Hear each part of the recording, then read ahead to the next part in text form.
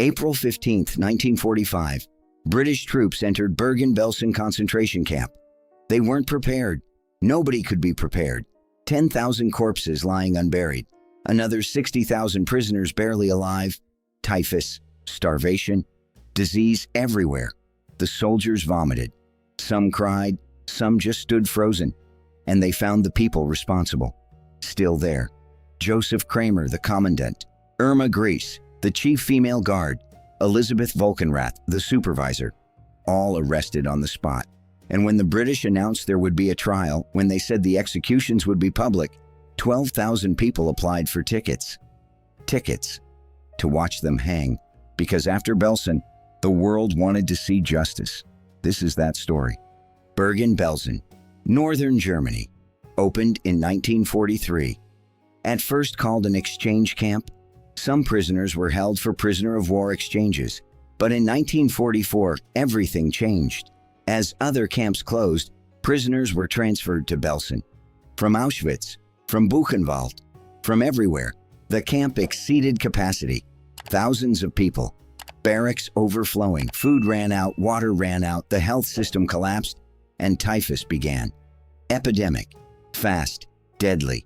By early 1945, Belsen was no longer a camp. It was a mass grave, but it was still operating. Prisoners still arriving. People still dying, hundreds per day. Josef Kramer, born 1906, Munich, Germany, joined the Nazi Party young, entered the SS, rose through the ranks. First served at Auschwitz, under Rudolf Höss, worked in gas chamber operations, gained experience, was considered efficient. In 1944, he was appointed commandant of Belsen, and there he implemented systematic neglect.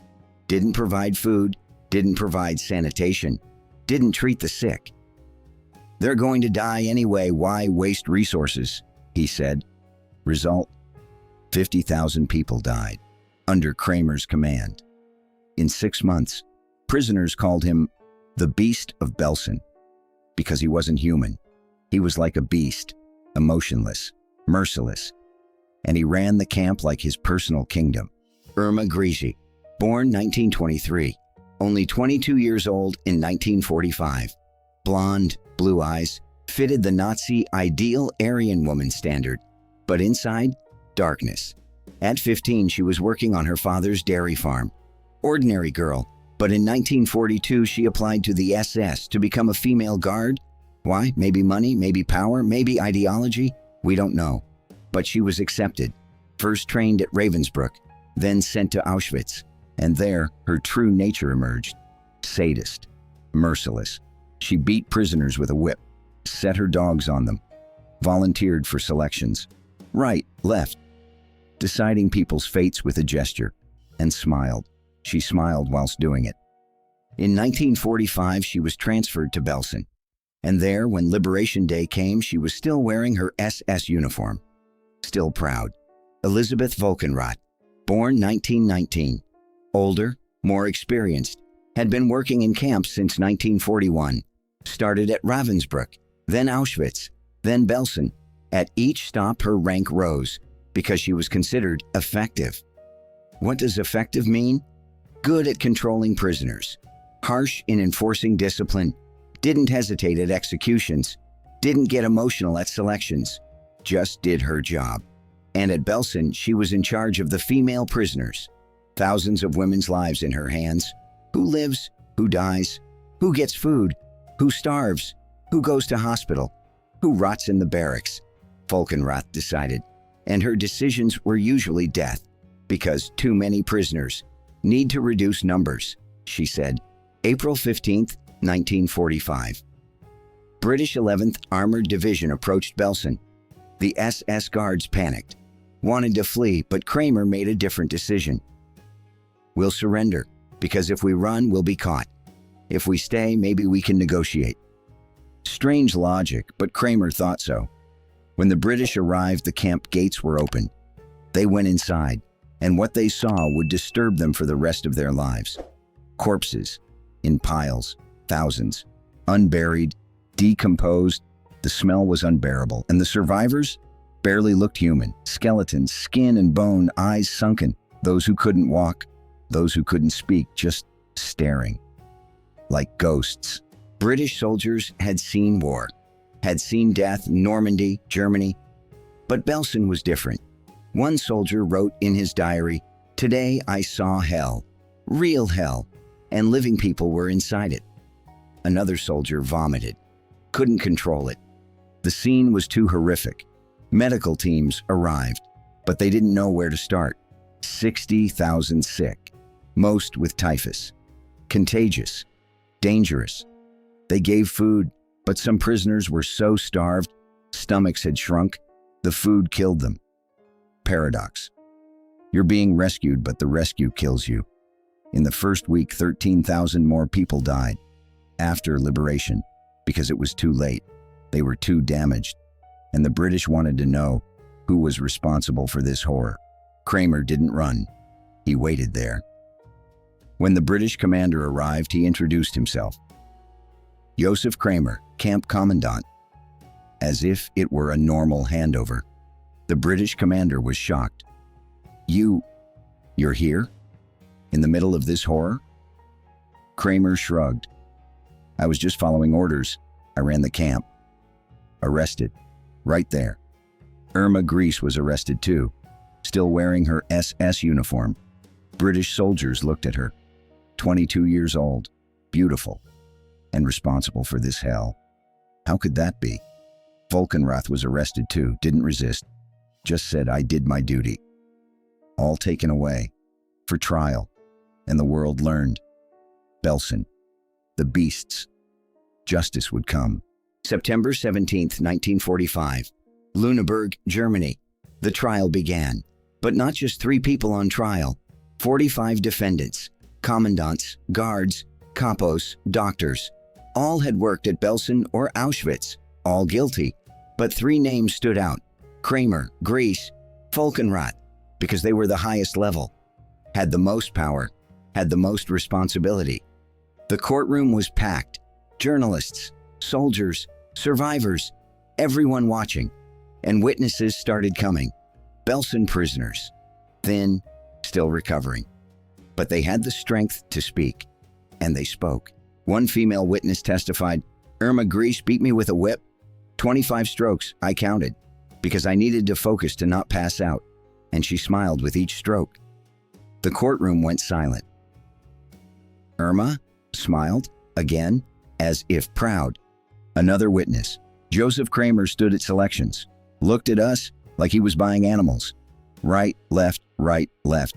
My mother went left. Never saw her again. Kramer, expressionless, didn't care. Another woman. Volkenrath threw sick prisoners outside. In winter, there was snow. Barracks too crowded, she said. By morning, 12 women had frozen. Volkenrath took notes, as if in a business meeting. These testimonies went on for weeks. Each one a horror story. Each one real. Kramer's defense? I was following orders from my superiors. What could I do? The prosecutor asked, was it an order to let 60,000 people starve to death? Kramer.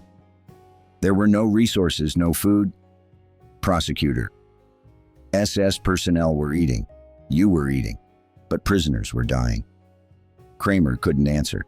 Grese's defense? I was only 22, a young girl. They told me what to do. Prosecutor. Did they force you to beat with a whip? Grese. It was necessary to maintain discipline. Prosecutor. Was smiling necessary too? Silence. Volkenrath's defense? I just did my job. Camp management. Organization. Prosecutor. Organization? Did you organize the deaths of thousands? Volkenrath. That's not my fault. But the court thought differently. November 17th, 1945. Verdict day. The judge stood up. Josef Kramer, we find you guilty of crimes against humanity, of mass murder, of war crimes. Sentence, death, execution. Kramer bowed his head. For the first time, looked emotional. Irma Grese, we find you guilty of the same crimes.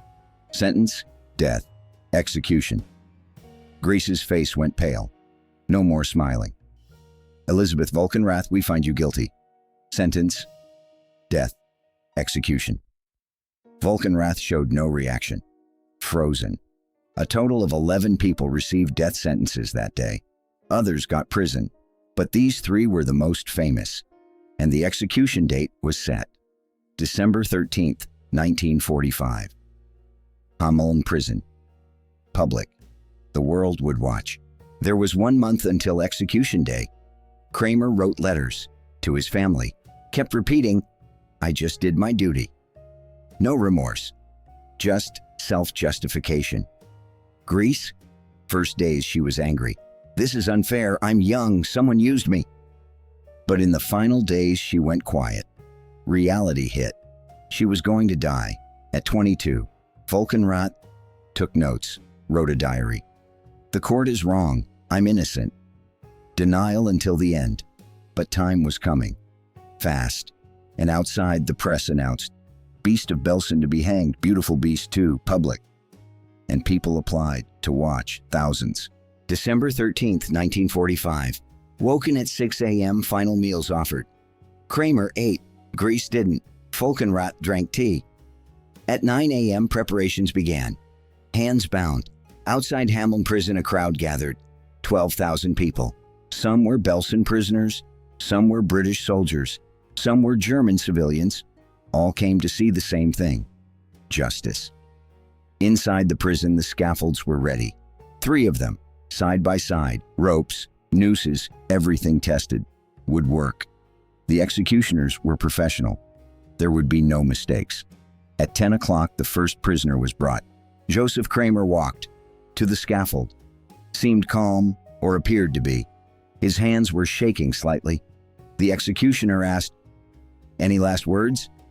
Kramer, "No." That's all. Hood placed, rope around neck, the trapdoor beneath his feet. Stood for a second. Then it opened. He dropped. Rope tightened. Neck broke. Kramer died. The Beast of Belsen. The man who killed 50,000. He himself died in 30 seconds. The crowd outside was silent. Nobody cheered. Nobody shouted. They just watched. Because this wasn't celebration. This was justice, cold, necessary. But nothing to celebrate. 1 minute later, Elisabeth Volkenrath was brought. Stumbled whilst walking. She was scared. The harsh supervisor was gone. Just a 26-year-old woman facing death. The executioner asked the same question. Volkenrath mumbled something. Couldn't understand. Maybe prayer, maybe asking forgiveness. We don't know. Hood, rope, trapdoor, drop, death. Second execution completed. The crowd outside still silent. Some were crying. For the victims, for justice, for loss. Because these women were also someone's children once. And Nazi ideology had turned them into beasts. And now the beasts were dying. 2 minutes later, Irma Grese's turn came. 22 years old, blonde, beautiful, and walking to death. Trembled whilst walking. Couldn't hide fear anymore. No smiling at the trial. No arrogance in the cell. Just fear. Pure fear. The executioner asked, "Any last words?" Grese shook her head, no. Her voice wouldn't come out. Hood placed. And at that moment, Grese moaned. Loudly. "No, please." For the first time, she begged. But too late. Rope around neck. Trapdoor opened. Dropped. Rope tightened. And Irma Grese, the beautiful beast, died. At 10:03, 12,000 people witnessed it. And the world learned, beauty won't save you. Youth won't save you. If you're a beast, justice will find you. News spread worldwide. Beasts of Belsen hanged. Newspapers printed, photographs published, crowd, prison, court, everything. And reactions were mixed. Some, justice, they deserved it. Some, too young, especially Grese. Maybe she could have been rehabilitated. But most, think of the victims, 50,000 dead. These are just 3 people, not enough. And maybe they were right, because at Belsen it wasn't just 3 people responsible. There were hundreds of SS personnel, thousands of collaborators. But these 3 became symbols, Belsen symbols, and their executions sent a message. The world won't forget. The world won't forgive. That day, only 3 people weren't hanged. A total of 11 were executed. The others were also Belsen or Auschwitz personnel. Doctors, guards, capos, all guilty, all died. Same day, same prison. But media only focused on 3. Kramer, Grese, Volkenrath, because they were the most known, most horrific, most symbolic. And their executions became the beginning of Holocaust justice, because after this came Nuremberg, came Eichmann, hundreds of trials, thousands of guilty. But the Belsen trials were first, were public, and showed the world. Justice is slow, but it comes. What did Belsen prisoners think? One woman said, "I watched them, saw them die, and I felt relief. They can't catch me anymore, can't catch anyone anymore." Another woman, "I cried, not for them, for those we lost, my mother, my sister. They couldn't see this day, but I watched for them." Another survivor, "Not enough, just 3 people. But there were thousands of SS. Where are they all?" She was right. Most SS personnel fled. Some were never found. Some hid for years. But these 3 were caught and paid, and it was a beginning. Today, Belsen is a memorial. You can visit, see the old camp, barracks foundations, mass graves, memorial walls, and a museum. There are photographs there of Kramer, of Grese, of Volkenrath, court documents, execution records, and visitors ask, how could someone so young be so evil? Good question. The answer, ideology, training, dehumanization. The Nazi system turned people into beasts, and Grese was its perfect example.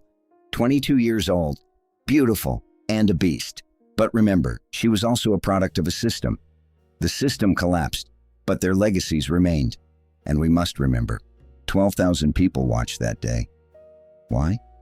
Because they wanted to see that justice came, that beasts were punished, and maybe to close something. Belsen's pain, a bit, but this was just the beginning.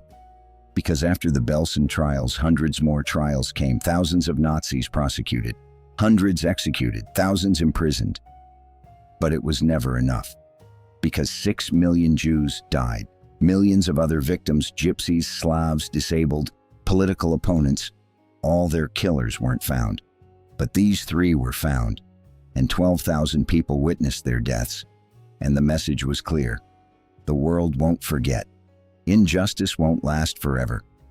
One day, sooner or later, justice comes. Maybe late, maybe incomplete, but it comes. The Belsen trials proved that, and 12,000 witnesses told the world.